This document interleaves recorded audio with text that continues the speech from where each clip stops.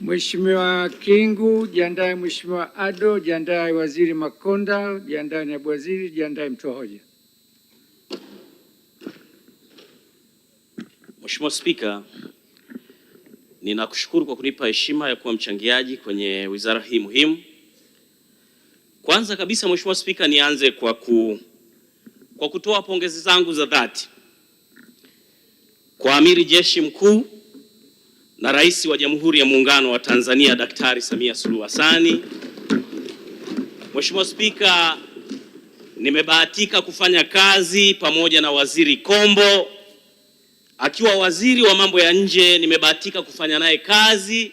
Kama kuna mtu anaweza akatoa ushuhuda wa namna gani diplomasia ya Tanzania imeimarishwa kwa kipindi cha miaka 4-5 chini ya Daktari Samia Suluhu Hassan, mimi ni moja ya mawitness chini ya kazi inayofanywa na Waziri Kombo. Hongera sana kaka yangu Waziri Kombo na manaibu wako wote, vijana makini kabisa.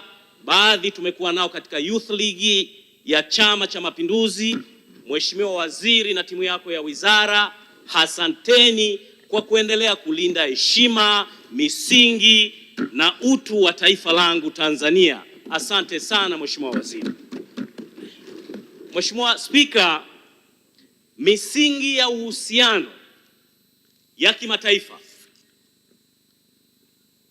na sera yetu ya mambo ya nje, we are non-aligned movement nation.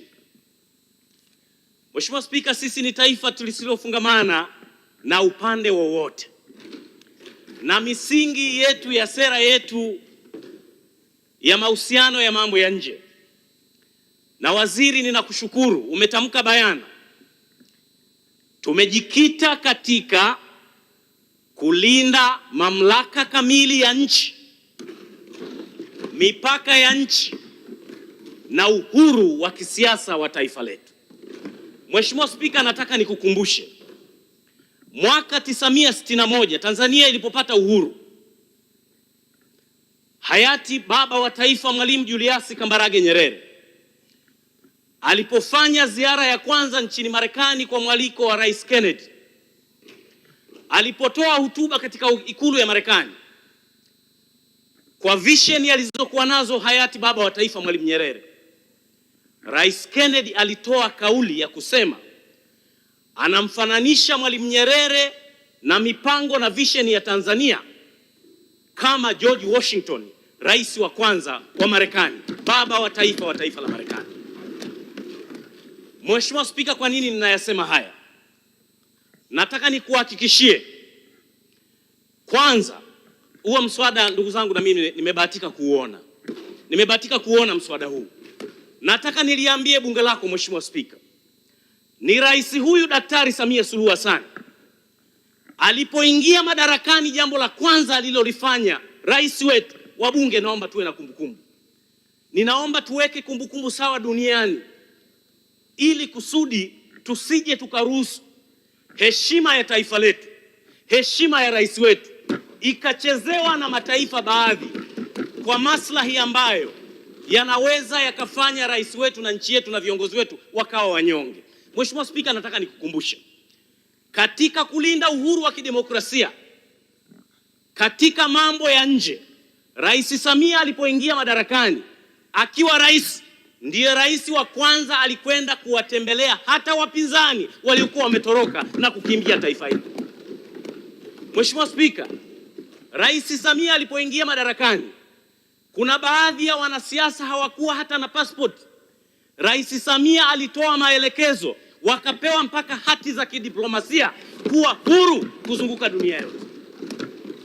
Mheshimiwa Spika, Rais Samia alipoingia madarakani, kwa kulinda uhuru wa vyama vya siasa Tanzania,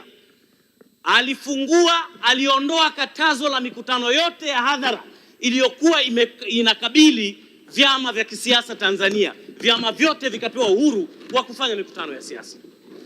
Mheshimiwa Spika, Tanzania ina wastani wa makanisa yasiyopungua 4,000. Ina wastani wa makanisa yasiyopungua 4,000 na 98% ya makanisa hayo ni ya mtu mmoja mmoja, ukiachia makanisa ya kitaasisi. Nataka nilipe bunge lako tukufu, nimesoma mswada huu. kusema kwamba Tanzania inafanya religion persecution. Taarifa Mheshimiwa Spika.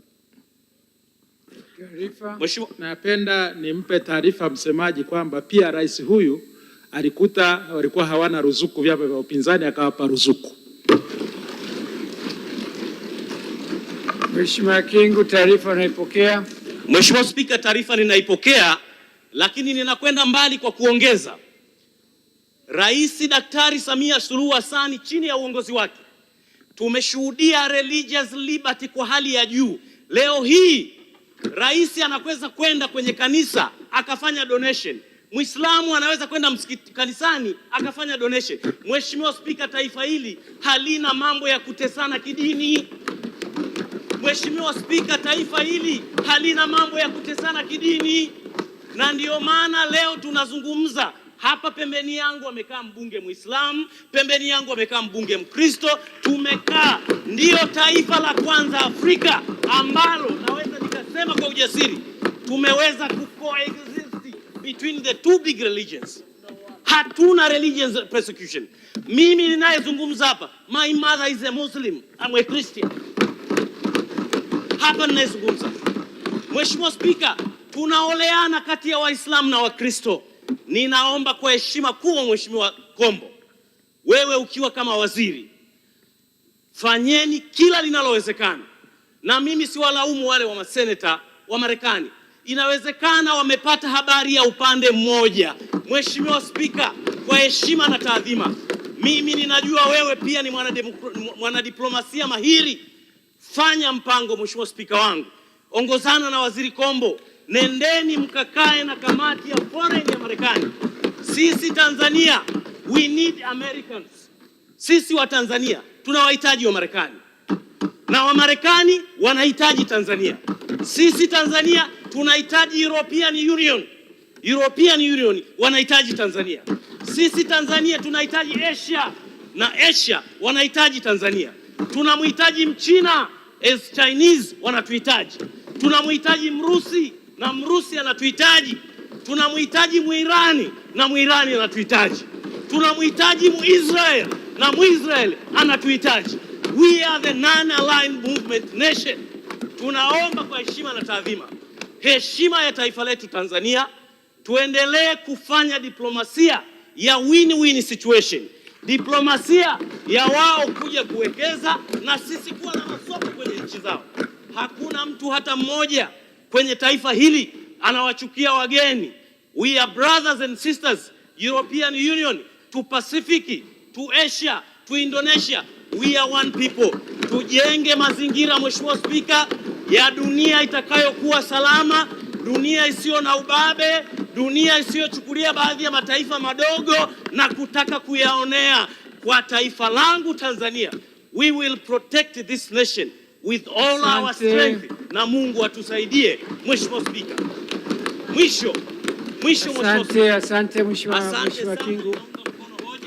Mungu ibariki Tanzania, Mungu ibariki Afrika, Mungu ibariki